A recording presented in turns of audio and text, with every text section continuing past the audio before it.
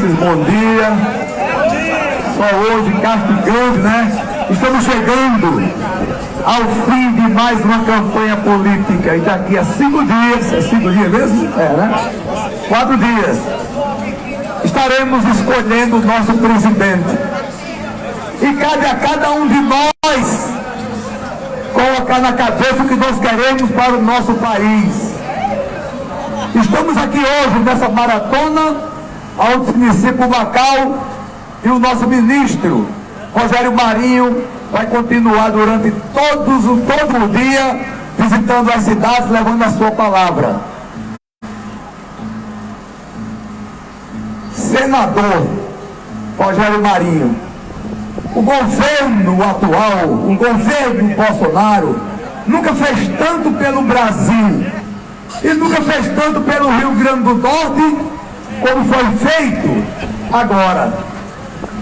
2 ministros do nosso estado, e realmente o seu trabalho como ministro foi que semeou os poços dessalinizadores, estradas, implemento agrícola, água, e é por isso que o povo lhe elegeu em detrimento dos outros. E cabe a nós macauenses, cabe a nós norte rio-grandenses continuar com essa parceria do governo federal.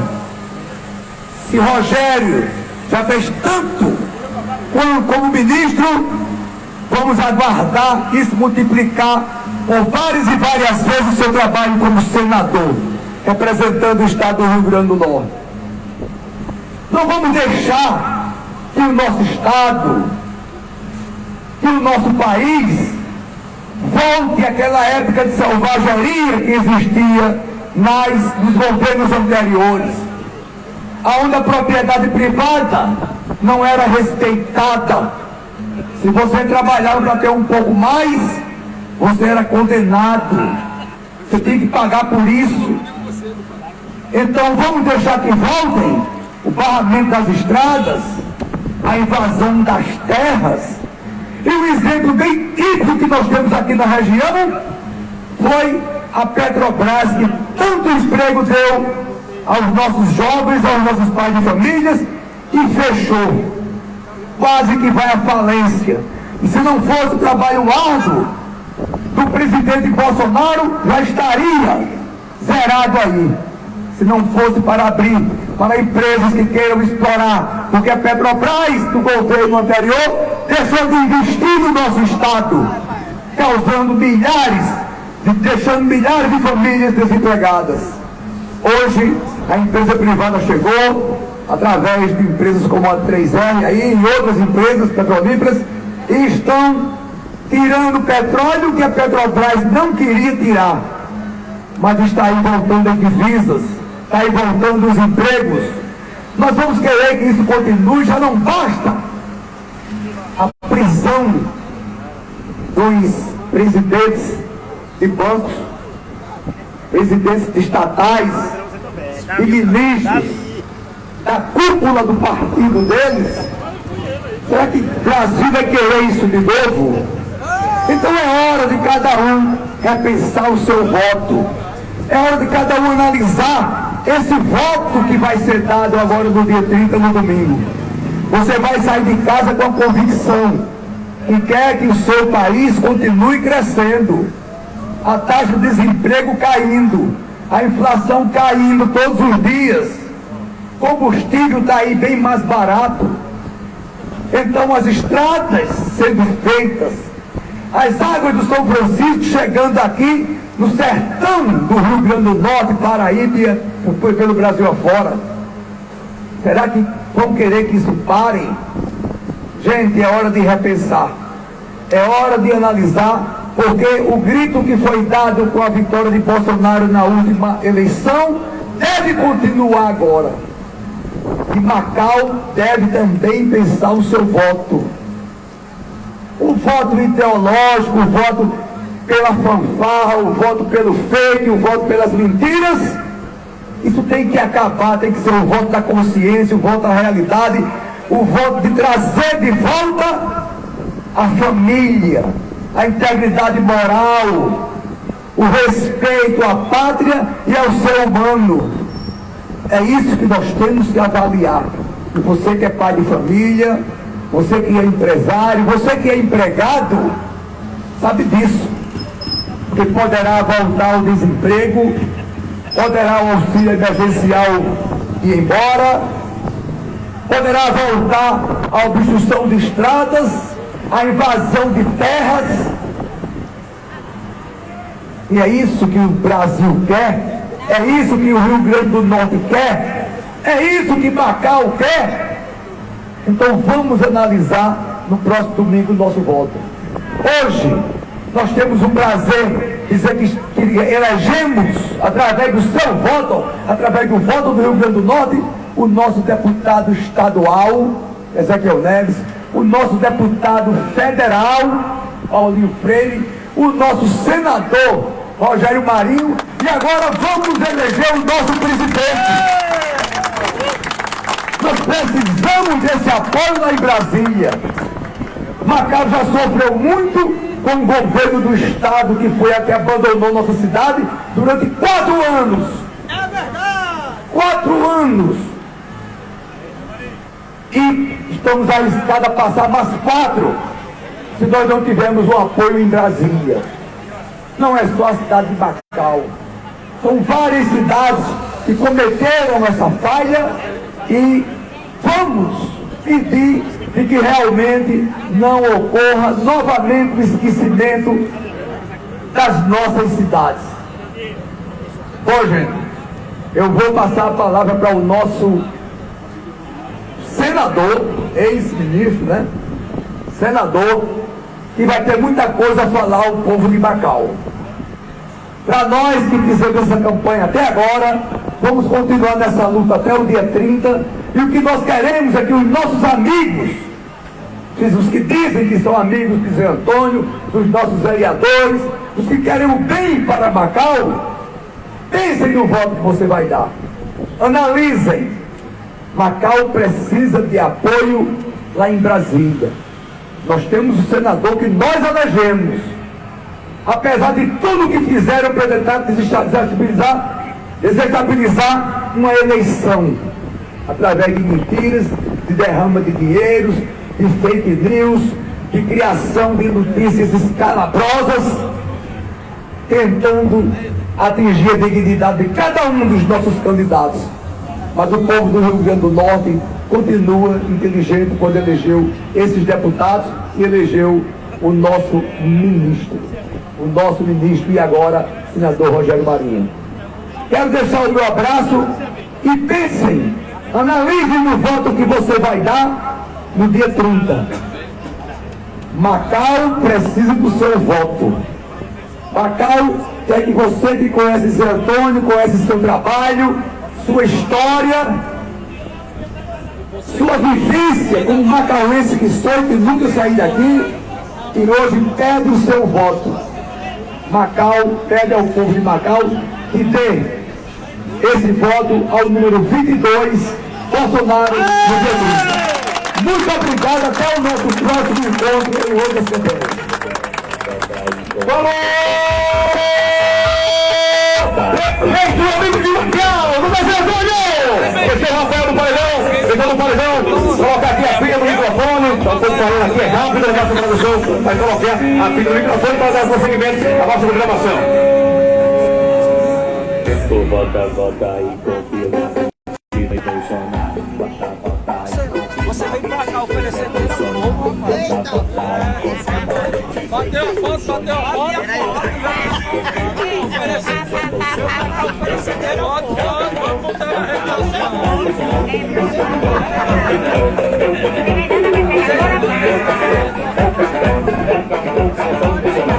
Contamos com a presença do presidente da Câmara, Oscar Paulino, também na festa, presença do organizador do Mercado, Wilson Ibarreira, guerreira, nossa grande amiga está aqui conosco, marcando presença, uma voz de mensagem também está com você lá. Bolsonaro, está com gestos do nosso projeto. Enfim, vamos amigos aqui conosco, sem som, uma voz da Câmara Municipal de Macau, do Robson Macau, do seu Guerreiro. Enfim, nosso abraço ao grande amigo que está conosco, Ricardo Pinheiro. Também acredita, porque o trabalho não pode parar. Alô, Macau! Prepara-se, Brasil! Prepara-se, você! Porque nesse momento vai levar a sua palavra, a sua mensagem, o homem da transposição do Rio São Francisco, aquele que já fez, está fazendo e vai fazer muito mais, o baixinho guerreiro, Sinano Elengue, ele é Maria!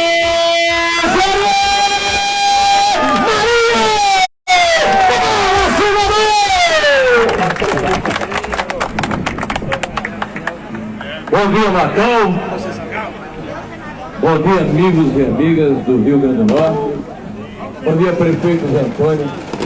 Aqui agradeço muito a solidariedade, Aladim, Neto, vereadores aqui presentes, população de Macau, comerciantes, comerciários, aqueles que aqui vieram à praça pública em solidariedade à nossa presença, mas sobretudo a população que trabalha, a população que compra, a população que vive na cidade de Macau e que trafega no seu principal centro comercial. Eu fiz questão de vir a Macau para agradecer a população de Macau. Eu sei que ao longo da campanha eleitoral, e nos últimos 5 anos, muitos vieram à praça pública, falaram em sindicatos, em reuniões, falaram através das redes sociais, levantando uma tese que o próprio tempo se encarregou de desmoralizar, de que a ação que fizeram na reforma trabalhista haveria sido danosa para o trabalhador e para o emprego. E eu quero começar por aí, Zé. Em 2015, nos 2 anos últimos da gestão da então presidente Dilma Rousseff. Em 2017, acontece a mudança na legislação trabalhista. Nós vamos concluir esse ano com mais de 5 milhões de postos de trabalho novos no Brasil. Eu acho que essa diferença ela é essencial para mostrar que uma coisa é a narrativa, que uma coisa é a mentira, que uma coisa é a informação falada e dita de uma maneira maliciosa. E a outra, muito diferente, é a verdade. A verdade é que é a única ferramenta que nós temos para mostrar ao povo do Rio Grande do Norte a necessidade de repensar para aqueles que no primeiro turno, de maneira livre, soberana, democrática, entenderam que era melhor votar no ex-presidente Lula, que era melhor se ausentar do processo eleitoral ou votar em outras candidaturas que não a do presidente Bolsonaro. A democracia é assim. Permite que nós possamos exercer a nossa vontade pela posição e pelas informações que nos chegam. Mas é importante também que nós tenhamos a capacidade de ouvir, de analisar, de fazermos a reflexão necessária para entendermos que no dia 30 não se trata de escolher entre 2 posições, não se trata de escolher entre 2 nomes, não se trata de escolher entre 2 pessoas. Isso não é um concurso de simpatia. Nós estamos tratando de 2 formas de se encarar o nosso mundo, a nossa vida, dos nossos filhos, dos nossos descendentes e do nosso país. Dito isso, eu quero lhes convidar para refletir, por exemplo, nós que somos cristãos majoritariamente aqui no Brasil e no Rio Grande do Norte, qual foi a palavra que ouvimos do PT e do ex-presidente Lula, recordando a forma como Daniel Ortega, o seu amigo, companheiro do Foro de São Paulo, vem tratando os cristãos lá na República da Nicarágua, onde exerce a sua função ditatorial. Lá, os padres, as freiras, aqueles que falam em Deus e em Cristo, estão sendo reprimidos com a prisão, com a expulsão e com a retirada dos seus bens naquele país. Mas nós não vemos uma palavra do ex-presidente Lula. por que não ouvimos? Porque, na verdade, ele comunga dos mesmos princípios socialistas de Daniel Ortega e nós repudiamos a forma como a liberdade é suprimida da religião ali na Nicarágua e aqui no nosso país, no Brasil.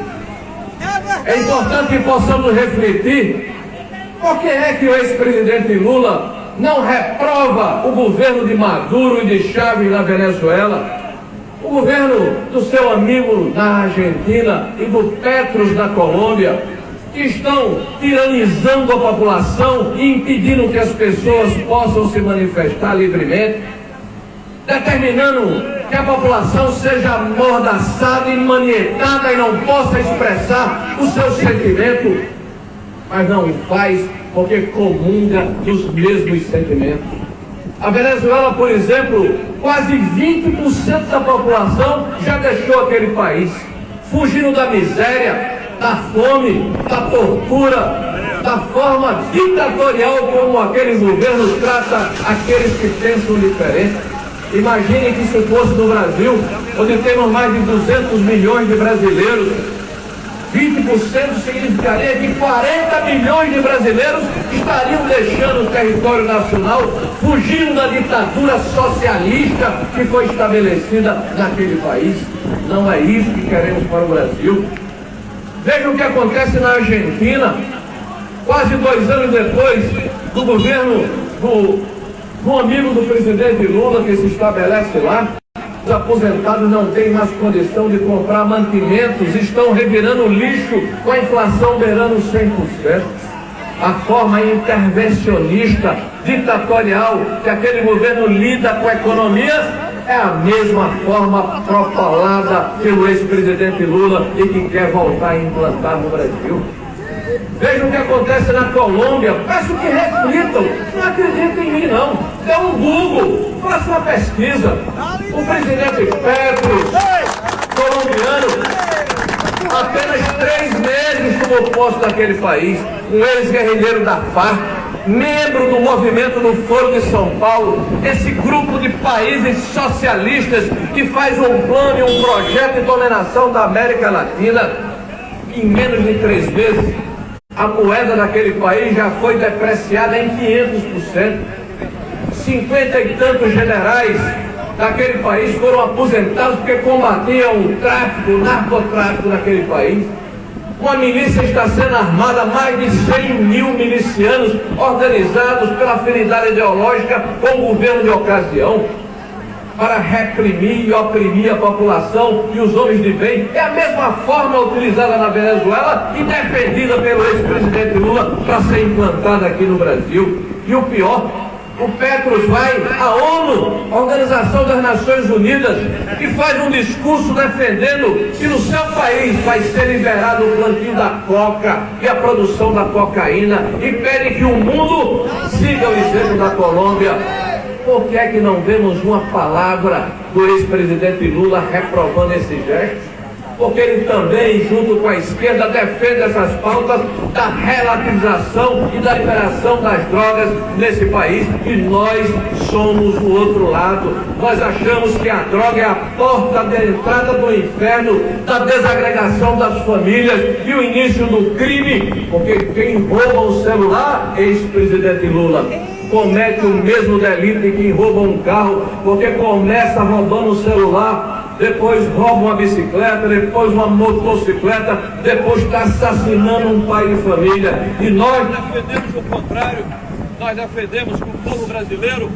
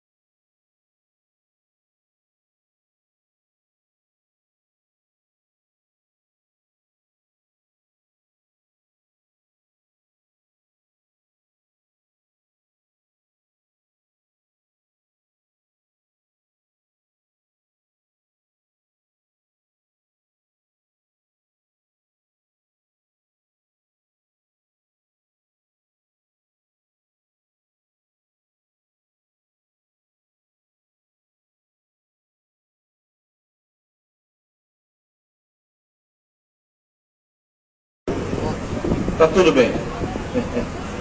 Mas eu estava falando da questão da permissividade que existe com alguns candidatos defendendo que um roubo de celular não é um crime e que tem que ser relativizado. E nós, ao contrário, defendemos que qualquer crime tem que ser punido e que lugar de criminoso é na cadeia. Porque isso é pedagógico. Porque nós que criamos os nossos filhos com valores que nós recebemos dos nossos pais, valores que queremos transmitir para os nossos filhos, e tensionamos que eles possam transmitir para os seus netos. Eu já estou no microfone aqui, por favor. Por favor. Oi.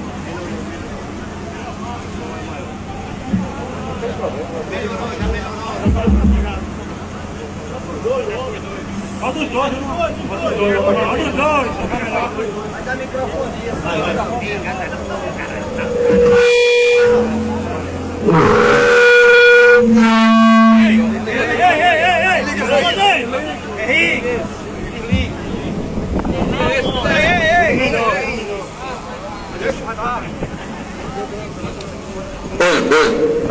tá bom. Meus amigos, eu vou tentar retomar aqui o fio. Eu falava de valores. E valores são a espinha dorsal da nossa sociedade. Todos nós que defendemos as famílias temos que levar em consideração que existe uma luta estabelecida desde os anos de 1840. Eu estou falando de coisas que normalmente as pessoas se esquecem. Por ocasião do Manifesto Comunista, convido que os senhores possam lê-lo. É um documento simples, são 5 ou 6 páginas, não é nada de muito complicado. Está lá na internet. Mas a base, a essência do documento do Manifesto Comunista de 1840 e tanto, define que o inimigo é a família, que o inimigo é a propriedade, que o inimigo é a religião. E por serem esses os inimigos, de uma forma sistemática e planejada, existe uma orquestração no mundo inteiro para que a base, o pilar da nossa sociedade seja atacado. E ao longo desses quase 170 anos de existência, essa luta incessante não parou. Eu falei de valores que recebi dos meus pais, que receberam dos seus avós, de respeitar os mais velhos, de cultuar a liberdade de expressão, a liberdade de opinião, a liberdade de religião, a liberdade de você ser quem você quiser ser, de você amar quem você quiser amar, de você ser um cidadão íntegro e inteiro para expressar o que você pensa sem medo de ser reprimido ou censurado por quem quer que seja. A legislação brasileira já estabelece, já preceitua e como os excessos podem ser corrigidos pela injúria, pela difamação, pela calúnia, mas nunca pela supressão do arbítrio, mas nunca pela censura que nos enoja e nos envergonha. Nós, o povo brasileiro, estamos diante de uma situação em que nós precisamos nos posicionar. Ou seremos coniventes porque a censura atinge o nosso adversário e isso nos beneficia, ou nós teremos a coragem de fazer a crítica e a defesa dos fundamentos da nossa sociedade, independente da posição que nós temos. Isso é essencial para preservarmos a nossa civilização. Vejo boa parte da imprensa, a grande imprensa brasileira engajada, perdeu a parcialidade, a imparcialidade, perdeu a capacidade de fazer a crítica e de uma forma, eu diria, tendenciosa, faz a desconstrução de um presidente da República, porque, dizem eles, ele fala de uma forma tosca, ele ofende as pessoas, ele fala palavrões. Eu estava ao lado do presidente em Jucurutu, quando, num desabafo, ele fala em praça pública. É verdade, eu falo palavrões, mas não minto, não roubo e não engano o povo brasileiro. E para mim isso é decisório.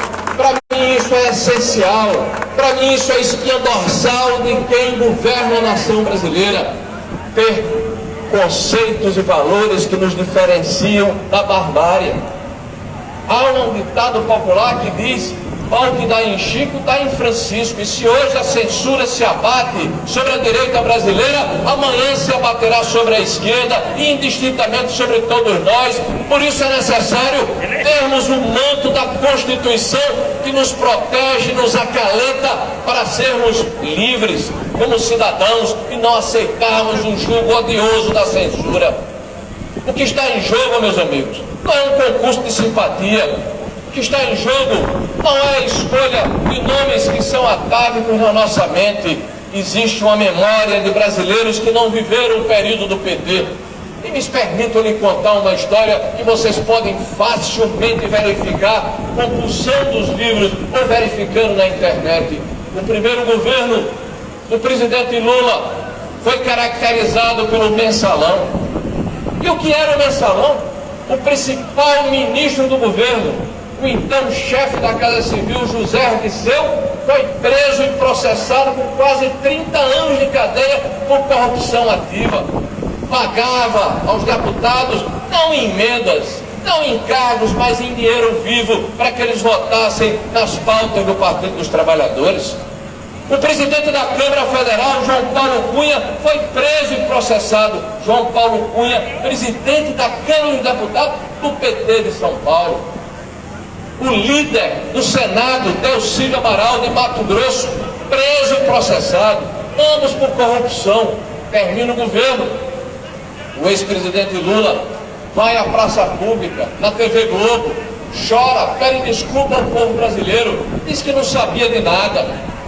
E o povo brasileiro, de forma generosa, lhe dá uma segunda chance. Vamos lembrar, meus amigos, porque relembrar é viver. Mas Lula faz como aquele cidadão que chega na sua casa e encontra a mulher nos braços do amante no sofá. Retira o sofá da sala esperando que o problema estivesse resolvido. O problema se aprofundou. E aconteceu o Petrolão. E se no primeiro mandato foram presos o presidente da Câmara, o líder do Senado e o chefe da Casa Civil, no segundo mandato piorou. Foi preso e processado por corrupção o ministro da Fazenda, Antônio Palocci, o ministro do Planejamento, Paulo Bernardo, que inclusive é o marido da atual presidente do PT, Gleisi Hoffmann. Quem foi preso foi o vice-presidente da Caixa Econômica, Gedel Vieira de Souza, com mais de 50 milhões em dinheiro vivo num apartamento em Malas. A Petrobras, a principal empresa brasileira que empregou tantos macauenses ao longo do tempo, foi dilapidada, roubada, espoliada, assaltada. As empreiteiras que prestavam serviço à Petrobras devolveram só elas mais de 15 bilhões de reais, e meus amigos, quem devolve 15 bilhões retirou muito mais. As pessoas físicas devolveram mais de 6 bilhões de reais. Quem devolve 6 bilhões de reais retirou muito mais. A Petrobras teve que ir a Nova York fazer um acordo de leniência com os minoritários, acionistas minoritários, para não ser processado, e pagou mais 6 bilhões. Meus amigos, isso é um assalto à nação brasileira. Isso é um deboche, é um escárnio que não pode mais se repetir. Quem é hoje funcionário aposentado dos Correios, da Caixa Econômica, precisa todos os meses retirar um pedaço da sua aposentadoria para repor o rombo dos fundos de pensão causados pela administração do PT. As estatais não davam lucro, davam prejuízo, e hoje dão lucro. A mudança aconteceu. Nós tínhamos as estatais e os bancos loteadas entre partidos políticos, focos de escândalo de corrupção. Quando termina o último governo do PT com o impeachment da então presidente Dilma, por favor, pesquisem a respeito. Nós tínhamos um governo naufragado, uma economia em destroço, 3 milhões de desempregados, 3 milhões de desempregados não, 3 milhões de postos de trabalho retirados da economia, 14 milhões de desempregados, e não havia mais credibilidade do governo, a taxa de juros nas alturas. Precisou um grande esforço para retomar o desenvolvimento e colocar o Brasil nos trilhos. Nós vamos terminar esse ano de 2022, com a inflação menor do que os Estados Unidos, do que a Europa. Você sabe quando é que isso aconteceu, gente? Aconteceu na Segunda Guerra Mundial há quase 80 anos. Nós vamos terminar esse ano com um governo com um crescimento maior do que a China. Você sabe quando isso aconteceu? Aconteceu há 42 anos atrás. Esse é um governo sério, empreendedor, diligente, trabalhador. Aqui está um prefeito e, como ele, vários prefeitos pelo Brasil podem testemunhar. Na época em que o PT governava, os funcionários públicos tinham seus salários atrasados, e Macau sabe disso. Macau sabe o sofrimento que o comércio passava, porque os funcionários públicos que sustentam a economia local passavam 2, 3, 4 meses sem receber o seu salário em dia. Não havia pagamento dos fornecedores. A prefeitura não tinha capacidade de fazer investimento com recursos próprios e os convênios eram poucos. As cidades e os municípios entregues e a população desvalida e desamparada. O presidente da República, quando assume, alega mais Brasil, menos Brasília, que o recurso do governo brasileiro que era retido em Brasília para que houvesse essa peregrinação dos prefeitos em Pires da Mão, inverteu o fluxo. E agora os prefeitos pagam em dia o salário dos trabalhadores. Agora os prefeitos pagam seus fornecedores. Agora há recurso para investimento em infraestrutura. Agora o recurso do brasileiro, do trabalhador brasileiro, do Fundo de Garantia, do BNDES é investido no municípios. Do respeito ao cidadão brasileiro. Ou nós vamos retroceder para aquele tempo em que o Partido das Trevas governava o Brasil e nos tornava cúmplices de um projeto que não era um projeto de país. Era um projeto de poder de um partido político que se apoderou da máquina pública para dilapidar, para assaltá-la e para fazer pouco do Brasil. Nós temos que nos lembrar que todos nós aqui temos família. Nós não queremos os nossos filhos sensualizados na escola. Nós não queremos que nós tenhamos a obrigação de fazermos com que as nossas crianças olhem para nós e digam: meu pai, roubar está certo, retirar do erário público está certo, porque aqueles que foram condenados pela justiça, aqueles que assaltaram o patrimônio público, hoje governam o povo brasileiro. Com que cara nós vamos olhar para os nossos filhos e dizer que o exemplo, que a retidão, que a moral, que a ética, que o respeito ao patrimônio alheio são valores que devem ser preservados por todos nós? Pensem nisso, avaliem com cuidado, reflitam com carinho. Se trata das nossas famílias, do nosso país, do nosso futuro, do que iremos plantar e correr mais adiante.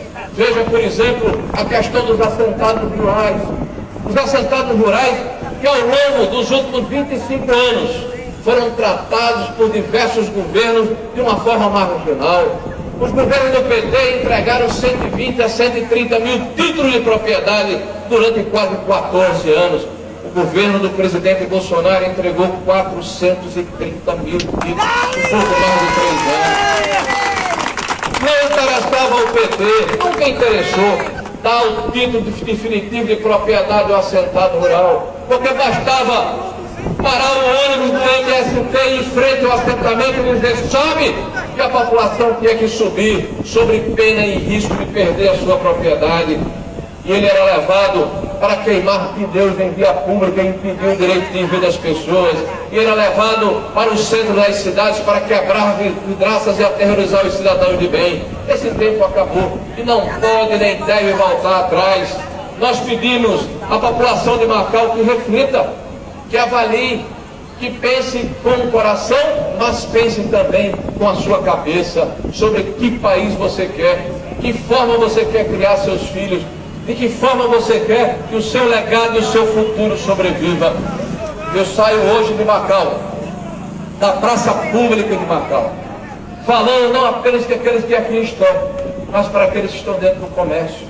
Eu quero que a minha voz ecoe por essas ruas, entre no coração das pessoas e faça com que essa semente que estou plantando hoje na praça pública de Macau possa frutificar, dar sombras, flores e frutos, e que nós possamos todos colher, não por nós, mas pelos nossos descendentes e pelos nossos filhos a partir do dia 30 de outubro, com a vitória do presidente Bolsonaro no dia 30 de outubro a favor do Brasil. Uma última palavra, a virada já aconteceu. Nós vamos ganhar essa eleição, eu não tenho nenhuma dúvida disso. Basta ver o que aconteceu no primeiro turno. Uma grande orquestração nacional dava que a eleição estava decidida em primeiro turno, que o ex-presidente teria 51% a 52% e o presidente Bolsonaro menos de 35% ou 36%. Esse mesmo IPEC que mudou o nome, que antes era Ibope, graças à forma desastrada que ele tem feito aí a aferição de resultados pelo Brasil. Mas no dia da eleição nós verificamos que o que houve foi uma grande orquestração para que a população não fosse votar, para que as pessoas se amuquecassem dentro de casa, se constrangessem, não sentissem ânimo de ir à luta. Mas agora o povo brasileiro está vacinado, já sabe que as pesquisas mentirosas não vão nos abalar, já sabe que se dava 14% e foi 5%, agora está dando 4%, então nós estamos 5% na frente e nós vamos vencer a eleição. Eu peço que cada um de vocês, ao sair hoje dessa praça, lembre-se que nós que temos responsabilidade e consciência, temos o dever também de conversarmos com outras pessoas, sem agressão, sem embate, sem contundência, apenas com a razão, com a verdade e com o argumento, mostrando às pessoas a necessidade de continuarmos no caminho do desenvolvimento, no caminho da decência, no caminho do respeito às famílias, no caminho da liberdade religiosa, no caminho da liberdade de opinião. Esse é o caminho que os homens e mulheres de bem precisam trilhar. Vamos conversar com os nossos parentes, vamos conversar com os nossos amigos, vamos conversar com aqueles que há algum tempo nós não vemos, para que eles possam se ombrear conosco para fazermos essa grande corrente que vai resultar com certeza na eleição do nosso presidente no dia 30. Viva o Brasil! Viva Macau! Viva o Rio Grande do Norte! Viva o povo brasileiro na praça pública! Viva Jair Messias Bolsonaro!